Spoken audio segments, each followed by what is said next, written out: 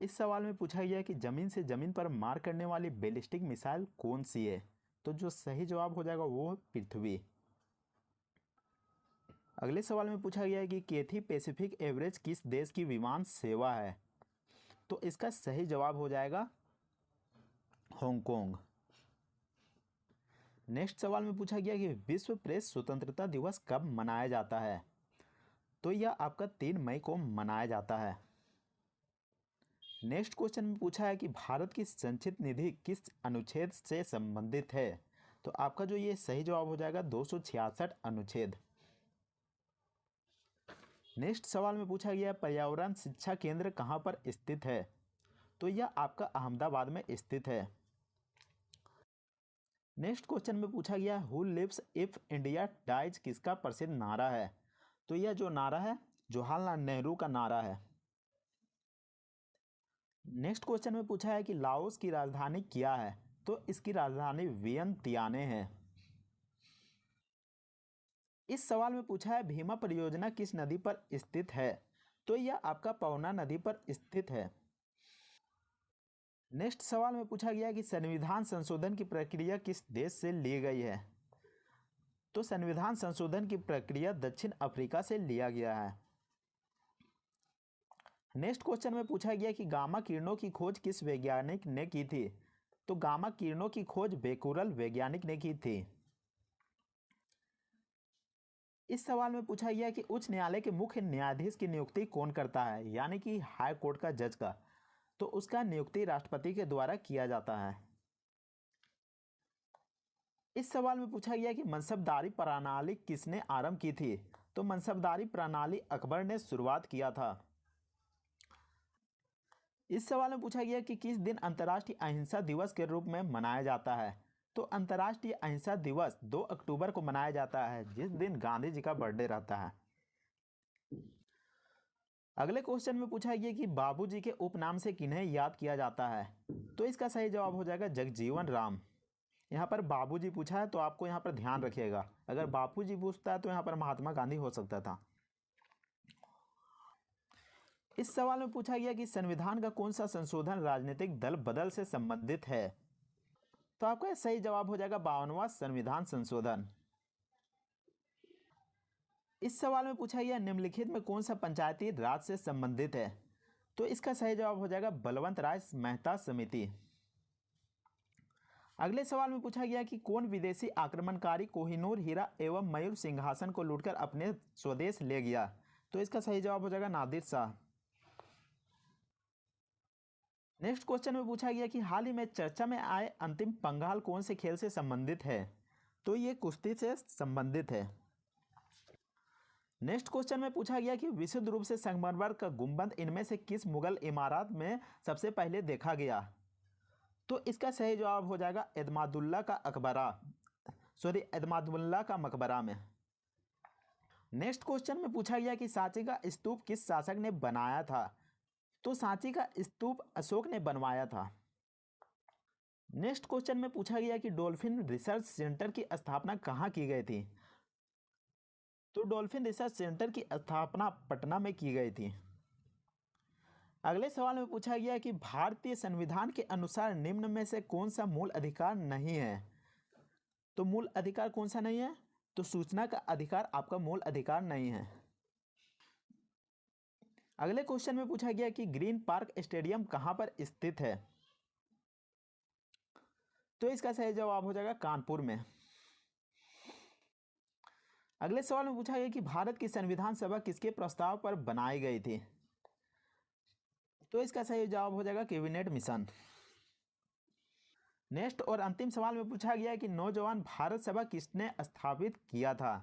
तो इसका सही जवाब हो जाएगा सरदार भगत सिंह ने।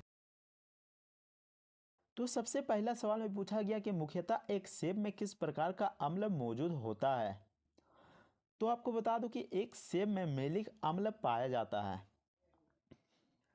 नेक्स्ट सवाल में पूछा गया है कि सिंधु घाटी सभ्यता के लोग किसकी उपासना करते थे, यानी कि किसकी पूजा करते थे। तो इसका सही जवाब हो जाएगा पशुपति का। नेक्स्ट सवाल में पूछा गया कि विश्व व्यापार संगठन WTO की रिपोर्ट 2023 के अनुसार वैश्विक कृषि निर्यात में भारत की क्या रैंक है। तो कृषि निर्यात में भारत का रैंक है वो है 8वां रैंक। अगले सवाल में पूछा गया कि अलबेला रानी टोपो निम्नलिखित में से किस खेल से संबंधित है। तो अलबेला रानी टोपो हॉकी से संबंधित है। अगले सवाल में पूछा है कि India the future is now किसके द्वारा लिखा गया है। तो यह शशि थरूर के द्वारा लिखा गया है।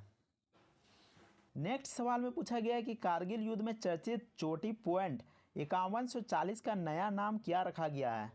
तो इसका नया नाम रखा गया है गन हिल। अगले सवाल में पूछा है कि देश का कौन सा जिला हर घर जल प्रमाणित जिला बना। तो वो जिला का नाम है बुरहानपुर। अगले सवाल में पूछा गया कि निम्नलिखित में से किसे नीति आयोग का नया CEO नियुक्त किया गया है। तो इसका सही जवाब हो जाएगा VR सुब्रमण्यम।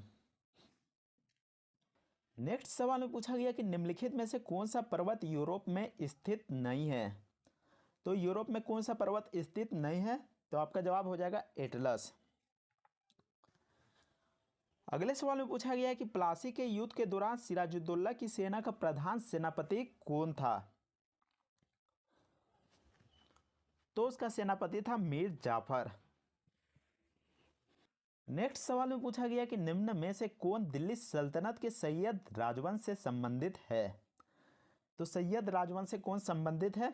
तो इसका जवाब हो जाएगा खिलजी खां।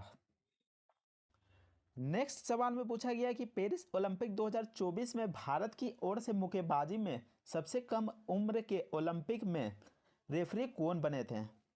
तो इसका सही जवाब हो जाएगा lieutenant colonel Kabilan Sai Ashok. Next सवाल में पूछा गया कि जनगणना 2011 के अनुसार सर्वाधिक लिंगानुपात किस राज्य का है। तो सर्वाधिक लिंगानुपात पूछा गया तो इसका सही जवाब हो जाएगा केरल। अगले सवाल में पूछा है कि निम्न में से रंगभूमि द एरिना ऑफ लाइफ उपन्यास किसने लिखा था।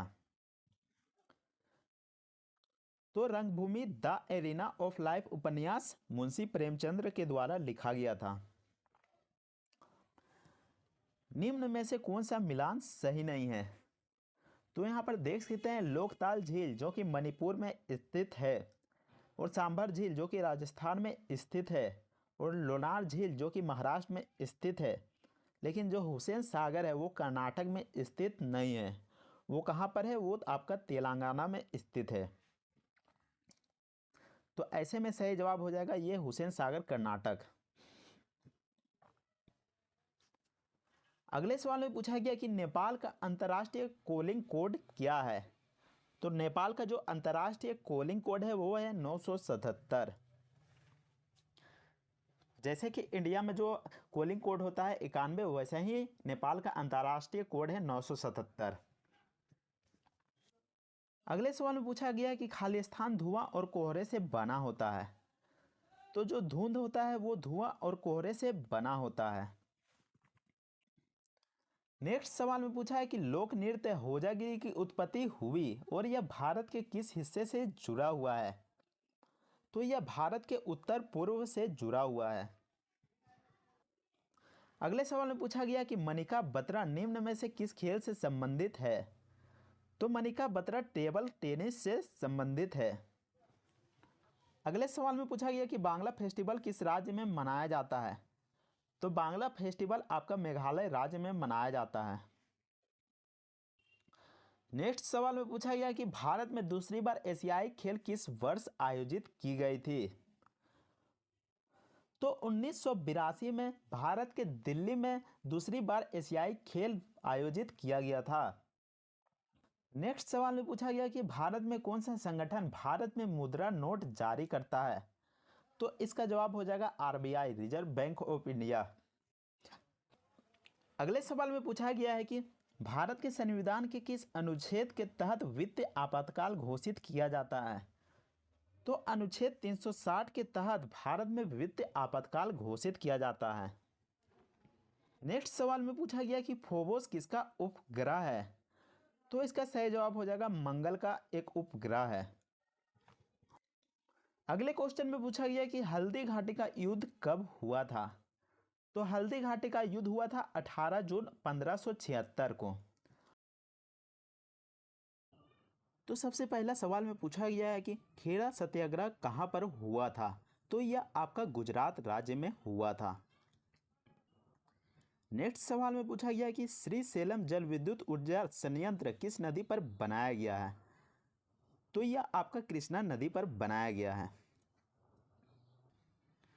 नेक्स्ट सवाल में पूछा गया है कि चौखंडी स्तूप किस राज्य में स्थित है। तो यह आपका यूपी यानी कि उत्तर प्रदेश में स्थित है। नेक्स्ट सवाल में पूछा गया है कि दक्षिणी ध्रुव पर पहुंचने वाला प्रथम व्यक्ति कौन था। तो यह आपका था रोनाल्ड एमंडसन। यहाँ पर रोनाल्डो हो गया है, यहाँ पर रोनाल्ड होगा। नेक्स्ट सवाल में पूछा गया है कि राउत नाचा नृत्य निम्नलिखित में से किस राज्य से संबंधित है। तो यह आपका छत्तीसगढ़ से संबंधित है। अगले क्वेश्चन में पूछा गया है कि निम्नलिखित में से कौन तिलहन उत्पादन से संबंधित है। तो तिलहन उत्पादन से तो यहाँ पर पीली क्रांति हो जाएगा। नेक्स्ट सवाल में पूछा गया कि किस राज्य सरकार ने स्वनिर्भर नारी योजना शुरू की। तो इसका जवाब हो जाएगा असम। ये अगले सवाल में पूछा गया है कि देवपुत्र उपाधियां किस वंश द्वारा अपनाई गई थी। तो इसका सही जवाब हो जाएगा कुषाण वंश। अगला सवाल में पूछा गया कि किस देश के वायर कटर अकिंसी ड्रोन ने ईरानी राष्ट्रपति रईसी के दुर्घटनाग्रस्त हेलीकॉप्टर को ढूंढा था। तो इसका जवाब हो जाएगा तुर्की देश की। अगले सवाल में पूछा गया कि निम्नलिखित में से कौन एक समुद्री राष्ट्रीय उद्यान है। तो इसका जवाब हो जाएगा मन्नार की खाड़ी। अगले सवाल में पूछा गया कि प्रतिवर्ष विश्व कंप्यूटर साक्षरता दिवस कब मनाया जाता है। तो इसका सही जवाब हो जाएगा 2 दिसंबर को। अगले सवाल में पूछा गया कि 2011 की जनगणना के अनुसार निम्नलिखित में से किस राज्य का लिंगानुपात 900 से कम है। तो इसका सही जवाब हो जाएगा हरियाणा। नेक्स्ट सवाल में पूछा गया कि सम्मति आयु अधिनियम पारित होने के समय गवर्नर जनरल कौन था। तो इसका सही जवाब हो जाएगा लॉर्ड लेंसडाउन। अगले सवाल में पूछा गया कि फोर्थ एस्टेट शब्द का क्या अर्थ होता है। तो इसका मतलब होता है प्रेस से। नेक्स्ट सवाल में पूछा गया कि निम्नलिखित में कौन सी विटामिन सी का स्रोत नहीं है। तो विटामिन सी का स्रोत कौन सा नहीं है। तो वो अंडा हो जाएगा। नेक्स्ट सवाल में पूछा गया है BCCI life time achievement award जीतने वाली पहली महिला कौन सी थी। तो इसका सही जवाब हो जाएगा शांता रंगस्वामी। अगले क्वेश्चन में पूछा गया कि मधेसी जनजाति भारत और उसके पड़ोसी देश से संबंधित रखते हैं। तो यह नेपाल से संबंधित रखते हैं। अगले क्वेश्चन में पूछा गया कि किस राज्य में मुख्यमंत्री महतारी न्याय रथ यात्रा की शुरुआत हुई थी। तो इसकी शुरुआत छत्तीसगढ़ में सबसे पहले हुई थी। अगले सवाल में पूछा गया कि मासिक धर्म महोत्सव 21 मई 2024 को शुरू हुआ और इस बार यह कितने देशों में मनाया गया। तो यह इस बार 11 देशों में मनाया गया था। नेक्स्ट सवाल में पूछा गया कि पेरिस ओलंपिक 2024 के समापन समारोह में भारत का ध्वज वाहक इनमें से किसे चुना गया। तो इसका सही जवाब हो जाएगा मनु भाकर को। अगले सवाल में पूछा गया कि भारत के संविधान का कौन सा अनुच्छेद संसद के संयुक्त सत्र से संबंधित है। तो आपका सही जवाब हो जाएगा अनुच्छेद 108। अगले सवाल में पूछा गया कि गोवा का लोकगीत कौन सा है। तो गोवा का लोकगीत है वह है मांडो। अगले क्वेश्चन में पूछा गया कि निम्नलिखित में से किस चर्च में वास्को डी गामा को दफनाया गया था। तो इसका जवाब हो जाएगा सेंट फ्रांसिस चर्च में। अगले सवाल में पूछा गया कि पंजाब में निम्नलिखित में से कौन सा त्यौहार खालसा पंथ के गठन की स्मृति में बनाया जाता है। तो इसका सही जवाब हो जाएगा बैसाखी। अगले क्वेश्चन में पूछा गया कि बाथुकम्मा एक फूल उत्सव है लेकिन यह निम्नलिखित में से किस राज्य में मनाया जाता है। तो यह तेलंगाना में मनाया जाता है। उम्मीद करते हैं कि आपको ये वीडियो पसंद आया होगा। अगर वीडियो पसंद आता है तो वीडियो को लाइक कीजिएगा और चैनल को सब्सक्राइब कीजिएगा। तो मिलते हैं नेक्स्ट वीडियो में, तब तक के लिए जय हिंद, वंदे मातरम।